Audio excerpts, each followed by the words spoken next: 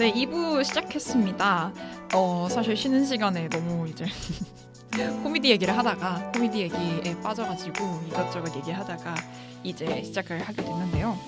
2부에서는 앞서 말씀드린 것처럼 영화 닫지마을이 악인이여 지옥행 열차를 타라에 대해서 좀 더 구체적으로 이야기를 나눠볼까 합니다.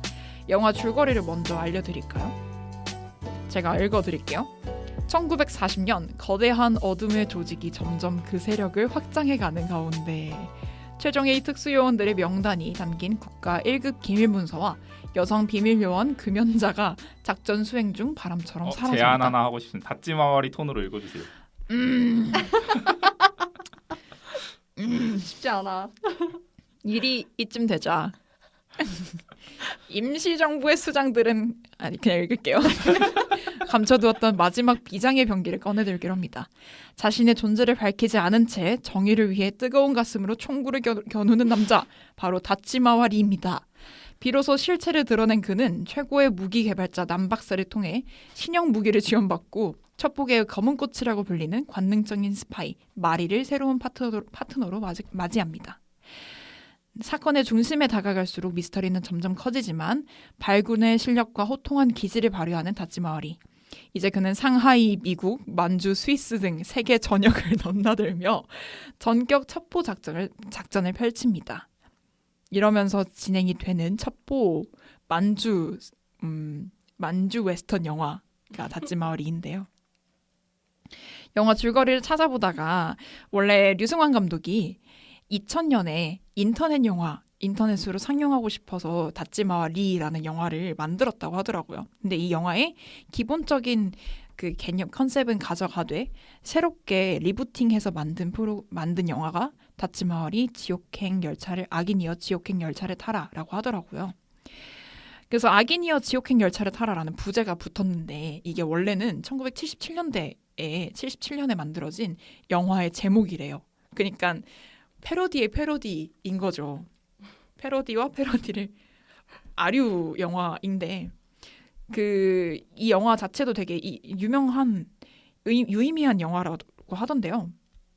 국내 최초로 스키 액션씬 여러 가지 특수효과가 좀 주목받는 영화였다고 하네요.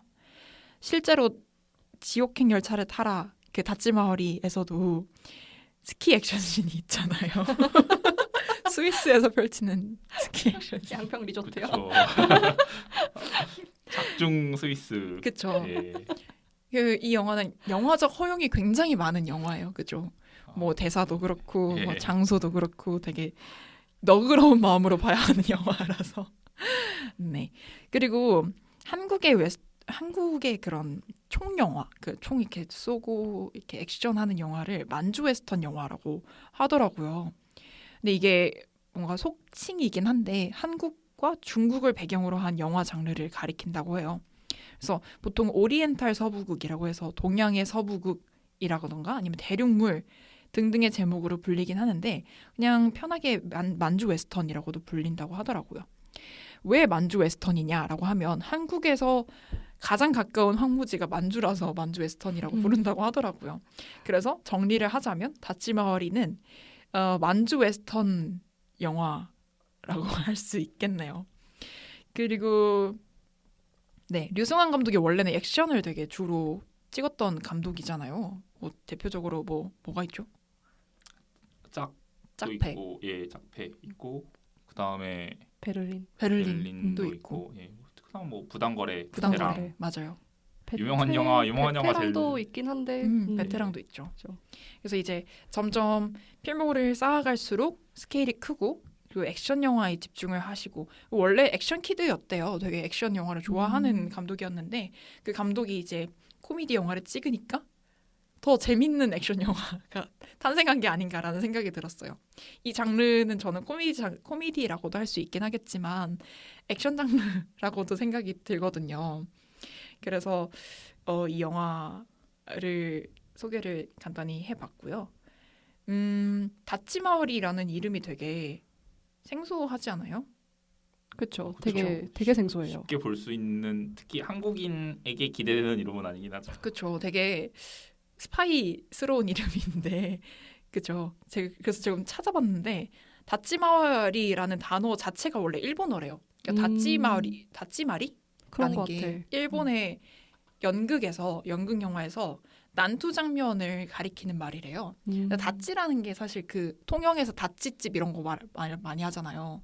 통영에 다찌집 해가지고 이렇게 테이블에 음식을 쫙 깔아놓고 먹는 걸 다찌라고 하는 걸로 알고 있는데 다찌가 물이 짙다라고 네네네. 하더라고요. 맞죠?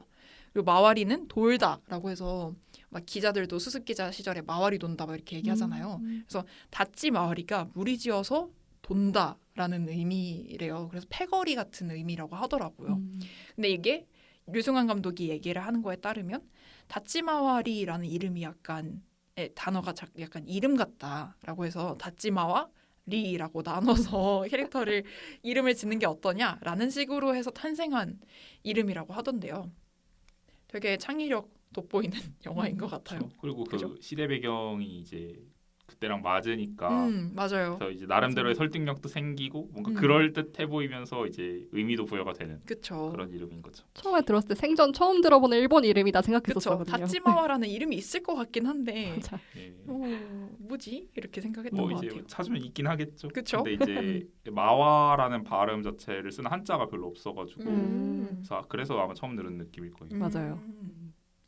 네, 여담이지만 뉴욕 타임즈지가 2009년에 뉴욕 아시아 영화제를 소개하면서 다찌마와리에 대해서 70년대 수많은 반공 영화들이 탄생했는데 이 영화는 이 시기에 탄생한 영화들에 대한 패러디다. 놀라운 격투신도 가미돼서 문자 그대로 재미있는 encyclopedically entertaining 한 스파이 영화라고 평가를 했다고 하더라고요. 근데 너무 극찬이야. 너무 극찬을 해가지고 그렇죠 라고 이해를 했던 이 에피소드가 있었습니다. 네, 멤버들의 별점을 먼저 한번 들어볼까요? 원웅님 네. 영화를 되게 좋아하셨는데 몇 점 주셨나요? 저는 별 4개 줬습니다. 저도 별 4개 줬습니다. 하경님은요? 저는 별 3.5개 줬습니다. 왜 이렇게 짜요? 네? 어머님 짜신데요? 두 분이 말씀드리지만 두 분이 다찌마와리를 이번 달에 영화로 세운 장본인들이거든요. 맞습니다. 맞습니다. 저는 배에 그냥 탑승했을 뿐. 이 정도면 설득이 좀 잘 된 거라고. 그럼요. 저는 기대치가 전혀 없었거든요. 너무 재밌더라고요. 다행입니다. 사실 하경님이랑 저랑 사실 우리 멤버들이 다 같이 왓챠 파티로 다찌마와리를 봤는데 저는 약간 기대 반 걱정 반이었어요. 그러니까 영화를 같이 보면 그랬을 것 같아요. 그렇죠. 재밌는 영화라고 해서 딱 소개를 해줬는데 내가 의도했던 부분에서 터지지 않았어. 이러면 되게 민망하잖아요. 불안하죠. 너무 불안하고 그래서 의도적으로 제가 그냥 하하하고 웃을 수 있는데 엄청 크게 웃거나 그러면서 약간 그러셨어요? 아니요 그러지 않았어요. 그렇게 무말을 하는데 네. 다행히 하경님이 옆에서 이제 영화를 보시면서 네. 엄청 크게 웃으셔서 다행이다. 재밌어요. 너무 잘했다. 허무하게 터지는 것도 많고 뻔뻔해서 너무 재밌었어요. 그렇죠. 뻔뻔한 게 되게 재미있었던 것 같아요. 그럼 자연스럽게 영화에서 재밌었던 부분에 대해서 얘기를 하는 게 좋을 것 같은데요. 영화의 코미디적 요소를 조금 나눠봤어요. 먼저 로케이션이 되게 뻔뻔하죠. 근데 이게 영화가 왜 좋은 영화냐라고 하면 그냥 그런 소스 하나만 던져도 그냥 웃음이 나잖아요. 그죠? 그렇죠. 이게 들으면 바로 연상되면서 그래서 그게 웃음이 나오니까. 저는 강 로케이션 너무 웃겼어요. 전부 다 한강 그 둔치에서 찍었으면서 두만강, 흑룡강, 압록강 그렇게 찍으니까 괜히 웃기죠. 그렇게 바라봐야 될 것 같아. 그쵸. 그 웃긴 상황 만들어 놓고 막 대사 치는데 대사 들어보면 헛소리 하잖아요. 이런 상황은 어떻게 하라고 말하죠. 이번에 다찌마와리 요원이 그 실종되었다는데 이거 참 고진감래가 아닌 상황이 아닐 수 없습니다. 그러니까, 이런 상황에서는 고진감래라 함은 쓴 시절이 지나고 단 시절이 온다는 뜻인데 다찌마와리 요원은 탈출하기 어렵게 되었으니 이 경우에는 사면 초과라고 하면 옳지 않을까요? 라고 이렇게 아무렇지 않게 이렇게 대화를 치는데 그 말을 듣는 게 너무 웃긴 거예요. 맞아요. 그 신이 1절, 2절, 3절, 4절 뇌절을 치더라고요. 근데 뇌절을 치니까 오히려 더 웃긴. 예. 맞아요. 너무 재밌어요. 맞아요. 전 예전에도 말씀드렸지만 뇌절 치는 유머를 좋아하기 때문에 너무 재밌었습니다. 그쵸. 그게 되게 뻔뻔한 뇌절인데 또 웃긴 건 뭐냐면 한강이야. 그래 한강인데 똑같은 구도가 똑같아요. 그냥 노력도 안 해요. 노력도 안 해요. 그러니까 달라 보이려는 노력을 안 하고. 그러니까 이거를 최소 두만강처럼 보이게 하려고 안 하고 그냥 대놓고 한강인 걸 보여주니까. 성수대교 아래에서. 그러니까 이제 보는 입장에서 아무리 봐도 한강인데 싶으니까 너무 웃긴 거죠. 그러니까 그래서 이걸 두만강처럼 보이게 뭐 CG 촬영하던가 했으면 이제 우리가 이걸 한강인 거 보면서 알면서도 CG를 똑바로 처리 안 했는 연출이 좀 부족하네 이런 식으로 생각을 했을 텐데 아예 대놓고 어떤 그냥. 처리 없이 그냥 대놓고 한강 그대로 보여주니까 이제 이게 뭐야 싶으면서 웃긴 거죠. 그렇죠. 그리고 또 웃겼던 거는 네네. 그 만주를 배경으로 씬이 말을 나오는. 하세요 말을. 숨을 쉬세요 숨을. 네. 만주라는 설정으로 뭔가 이제 만주에 있는 그 군인 기지를 침략해 간다. 이렇게 많이 조용히 들어간다라는 씬이 있는데 그 씬은 사실 영종도의 건설 현장에서 찍었다고 하더라고요. 그리고 악인이여 지옥행 열차를 타라에서 나왔던 스키 액션 씬을 그대로 따라한 장면이 있었는데 거기는 사실은 스위스를 배경으로 했지만 사실은 촬영은 평창, 대광령, 용평 리조트였다고 합니다. 스키를 타면서 그러니까 스위스에 있는 어떤 설원에서 이제 스키를 타면서 액션씬을 펼친다라는 게 의도지만 사실 옆에 펜스들이 이렇게 쳐져 있고 누가 봐도 스키장인 그리고 이렇게 뭐 스위스처럼 이렇게 뭐 가파르거나 그렇지 않은 그냥 평탄한 스키대 고기 스포 산지. 그런 로케이션 정말 뻔뻔하고 정말 저는 좋더라고요. 전 그것도 웃겼어요. 그 박사님 찾으러 갈 때 그 연구소가 미국에 있었잖아요. 아 맞네요. 미국 연구소 내부 입장하기 전에 그 영어 다이alo그를 하거든요. 근데 그 예. 영어가 듣기 평가식으로 I'm fine, thank you and you. 약간 그 서프라이즈 느낌 나요. 네. 그 토익 듣기 평가 같더라고요. 그쵸. 너무 웃겼어. 음. 성의도 없어가지고 그렇죠. 너무 좋았어. 만약에 좀 성의가 보였으면 재미없었을 거예요. 그러니까 이제 노린 거죠. 만약에 그 장면을 그 미국 사람들이 하는 개그를 영어로 이렇게 쳤다라고 하면 아마 못 알아듣는 사람이 그럼요. 안 웃길 수 있었을 텐데 근데 이제 한국인이라면 누구나 쉽게 접했을 음. 법한 그 교과서 영어를 정말 그 영어 듣기 톤으로 또박또박 발음해주니까 이제 영어를 이렇게 잘 하지 못하는 사람도 알아듣고 그런 학교 과정을 따라갔으면은 아니 이거 교과서에 나온 거 그대로 하고 있는 거다라는 생각이 드니까 심지어 성우 목소리도 달라져요. 그 어. 딱 교과서 그 성우 목소리로 Hi. 일말의 노력도 하지 않아요. 되게 너무 내수용 영화다라는 그쵸, 생각이 그쵸. 또 드네요. 한국인이 봐야 더 그죠. 재밌는 영화 같아요. 네. 맞아요. 그리고 또 두 번째로 뻔뻔한 거는 영화적인 허용이 되게 뻔뻔했던 것 같아요. 특히 이제 스파이 영화다 보니까 한중일에 있는 어떤 비밀 조직 요원들이 자주 등장한단 말이에요. 그러니까 다마네기 요원인가요? 네네네. 다마네기 요원도 있고 옥가네를 좋아하는 네, 다마네기 요원. 좋아하는 다마네기 요원도 있고 그 한중일 세 나라의 스파이들이 모여가지고 이제 각자의 말로 이야기를 해요. 근데 일본 사람이 일본어를 하고 중국 사람이 중국말을 하는데 그러면 세 명이서 앉아 있으니까 뭔가 통역이 있어야 되잖아요. 필요 없어. 통역이 필요 없어요. 다들 다 이해가 돼요. 다들 능통해요. 어. 4개국어에. 4개국 그러니까 굳이 일본어로 얘기하고 굳이 중국어로 대답하고 하는데 다 말이 그리고 통해요. 이제 보는 저희도 자막이 없어서 다 이해가 돼요. 저희도 이해가 돼요. 자막이 나와. 근데 자막이 굳이 필요가 없어요. 전 진짜 너무 웃겼던 게 그 장면 말고 영화 후반부에 이제 다찌마와리가 중국 상인하고 같이 그 마리랑 같이 마리를 데리고 와가지고 중국 상인하고 같이 중국어로 소통하는 장면이 있었거든요. 한중어로. 네. 그 장면이 끝나고 나서 마리가 이제 길거리를 둘이 같이 걸으면서 어머 언제 중국어 더 배우셨어요? 몇 개 국어를 하시는 거예요? 그게 너무 웃겼어. 아 진짜 뻔뻔하죠. 너무 뻔뻔해요. 근데 그 장면을 더 살려주는 게 자막이 아닌가라는 생각이 들었어요. 아 너무 웃겨요. 그쵸. 자막 개그가 우리 옛날에 영화를 영화관에서 못 보면 이렇게 다운로드해서 봤잖아요. 근데 곰플레이. 다운로드하면 곰플레이에 곰플레이어에서. 그 자막을 이렇게 입혀주는 네네. 분이 계셨어요. 그죠? 음. 근데 거기에 이제 뭐 자기가 누구인지 그리고 어떤 이메일로 써서 뭐 이렇게 하는지 이렇게 다 오역. 적어주잖아요. 네. 그렇죠? 이게 뭐 뭔가 틈새가 있을 때 음. 자막 오역 이런 거 다 둥글게 봐주세요. 뿌잉뿌잉 뭐 이렇게 쓰잖아요.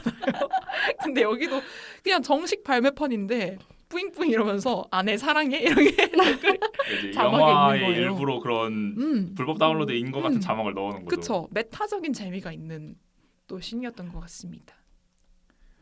그리고 영화가 되게 진지하게 그 장르를 잘 이해했다는 생각이 드는 게 아까도 얘기했지만 70년대 영화를 표방했다고 했잖아요.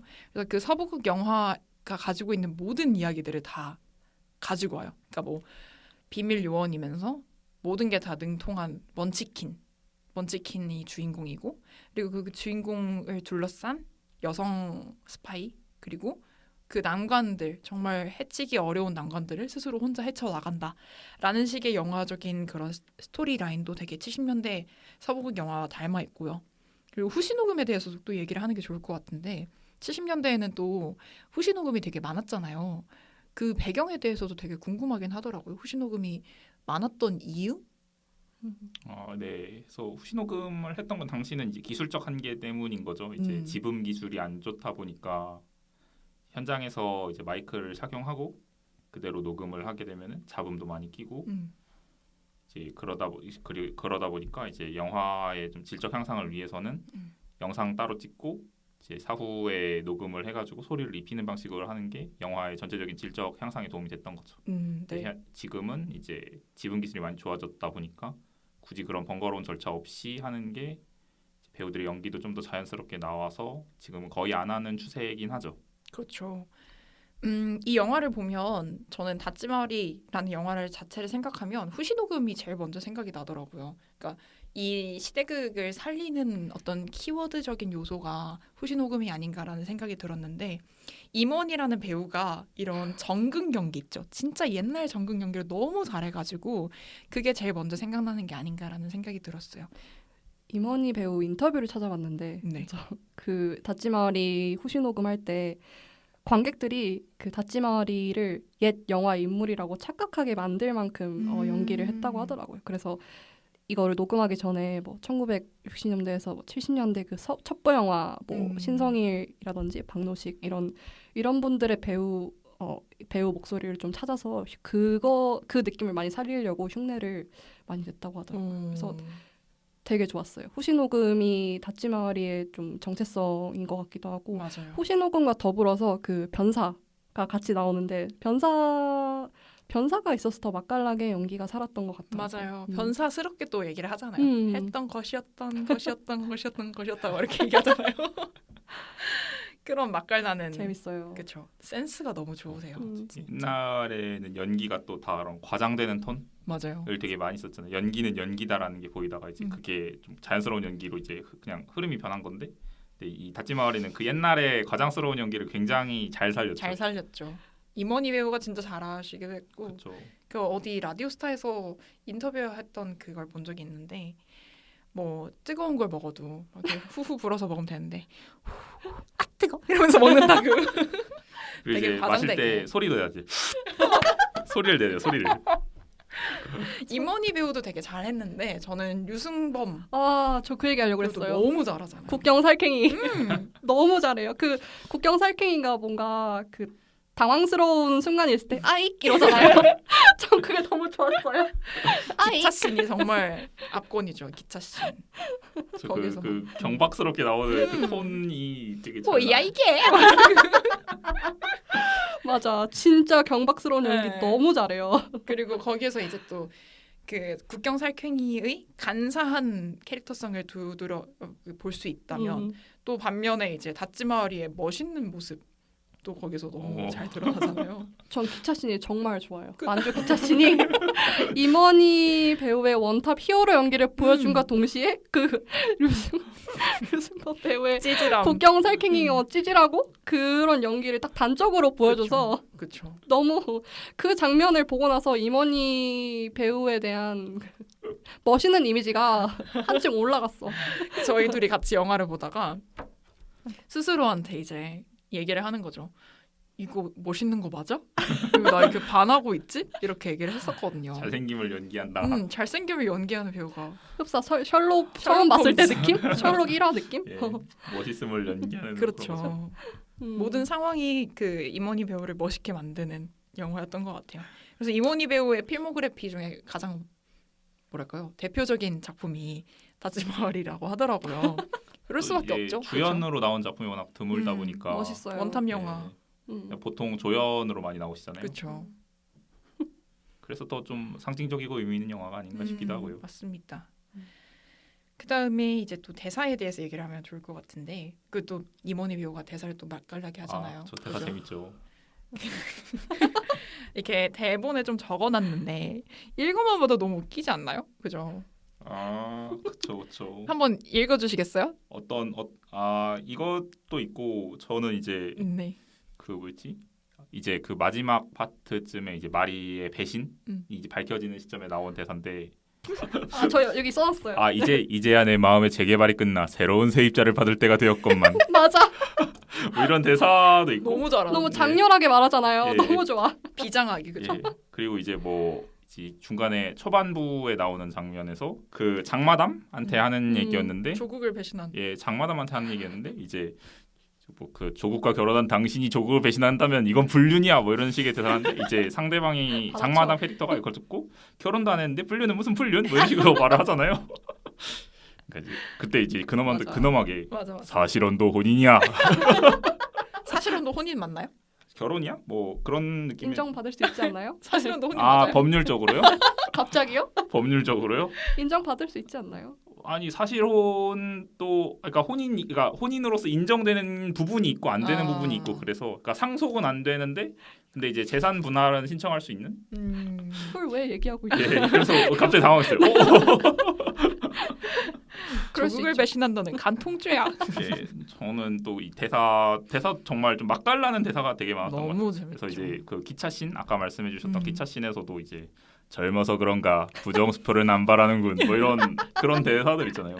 부도수표를 남발하는 건 이러잖아요. 예. 맞아. 그리고 이제 뭐 딱 잡으면서 잠깐 하는 그런 장면들. 참 맞아요. 그리고 이제 꼭 다찌마리 캐릭터의 대사가 아니더라도 이제 아까 말했던 그 두만강에서 그 형설지공이라고 하지요.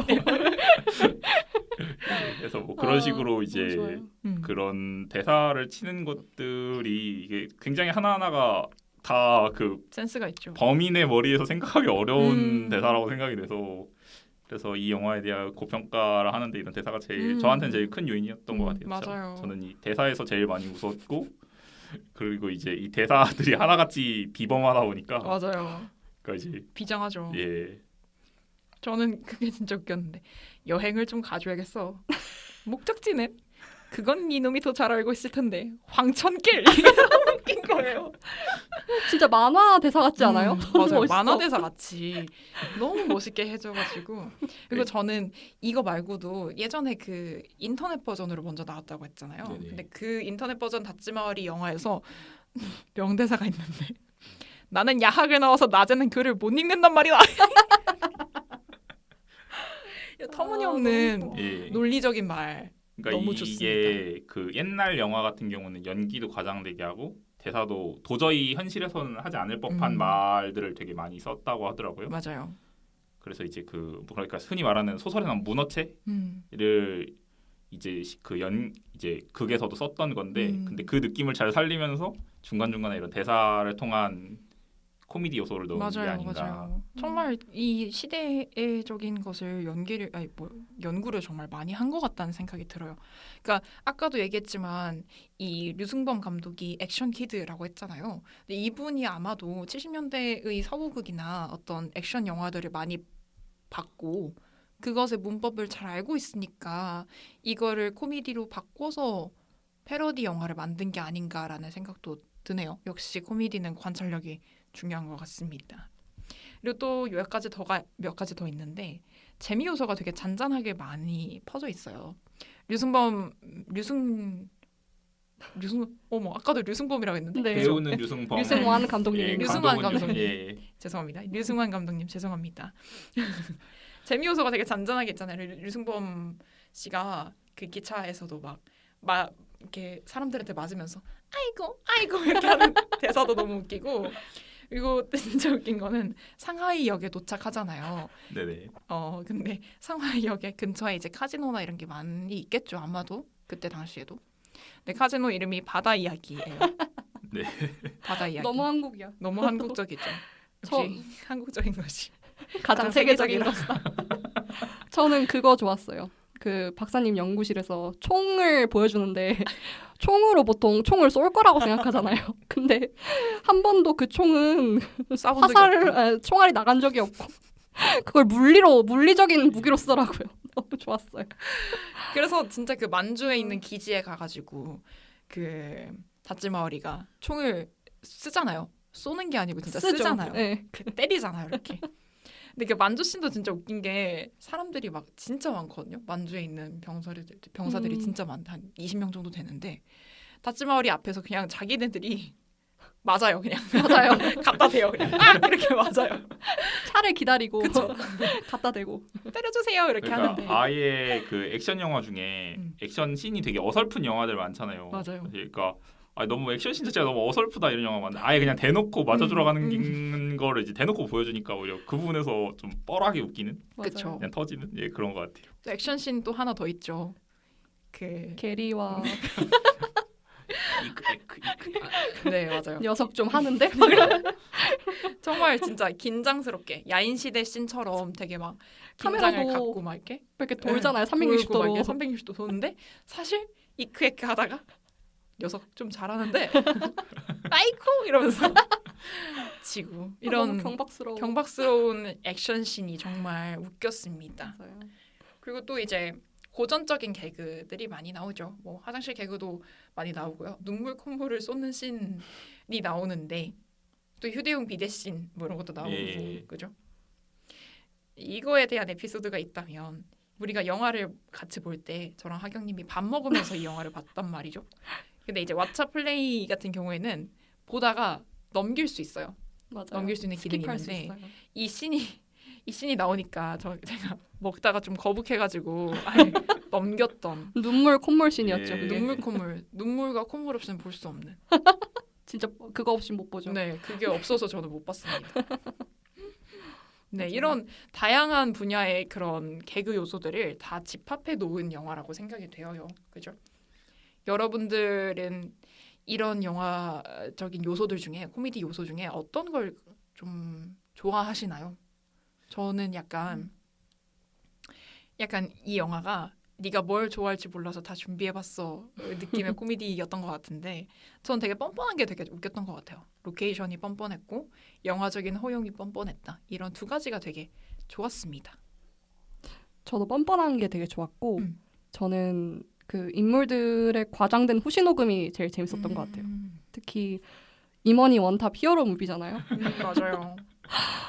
너무 그 세계관 속에서는 초절정 히어로인 설정이 너무 웃겼고 사람들이 다 임원이를 우러러보는 설정이 너무 즐거웠습니다. 근데 저마저도 보는 당사자마저도 설득이 됐어요. 우러러 보게 되는. 저도 마지막에는 다찌마오리가 장렬하게 대사를 칠 때마다 그럴 수 있지. 나의 히어로. 그랬네요. 나의 구원자. 원흥님은요? 원흥님은 저 아까 이제 말씀드린 건 대사가 제일 웃겼던 음. 것 같고 대사 말고도 이제 이런 플롯들이 네.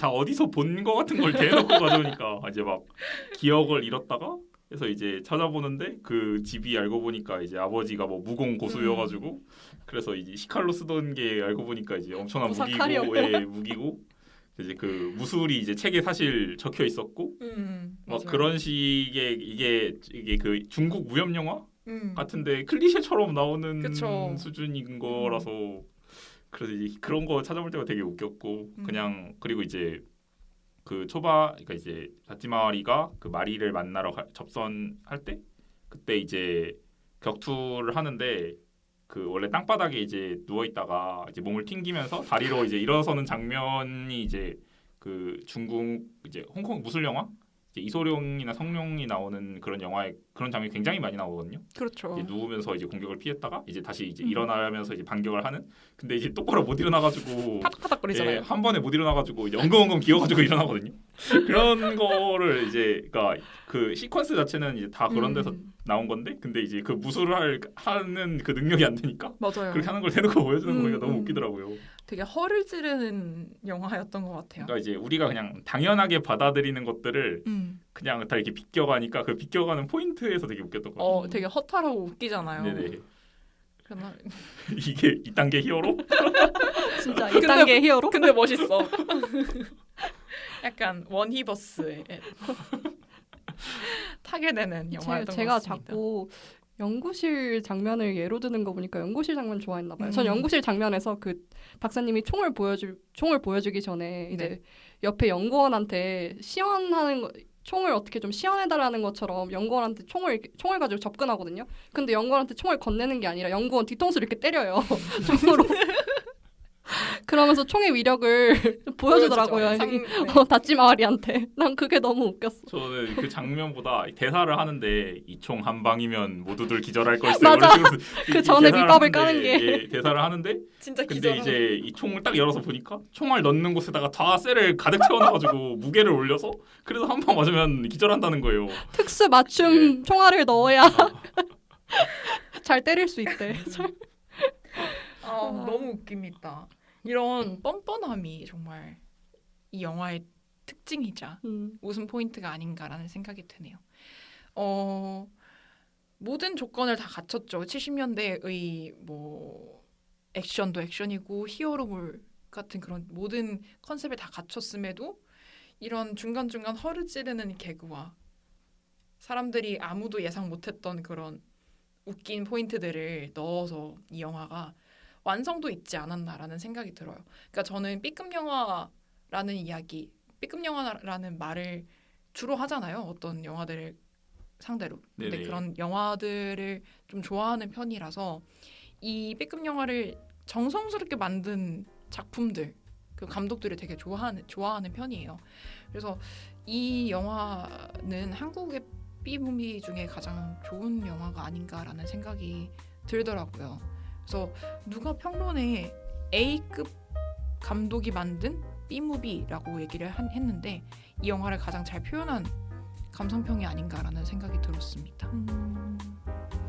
네, 이번 회차에서는 영화를 하나씩 요목조목 한번 뜯어봤는데요. 거의 뭐 다 얘기했죠. 다 얘기했죠. 그러게요. 네, 수고하셨습니다. 이렇게?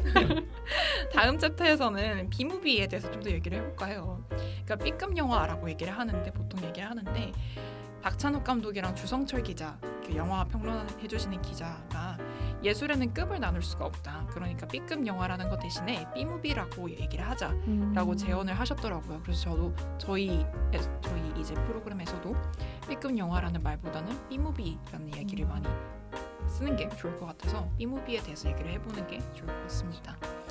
그 사실 코미디 영화 중에서도 패러디 영화들이 되게 많잖아요.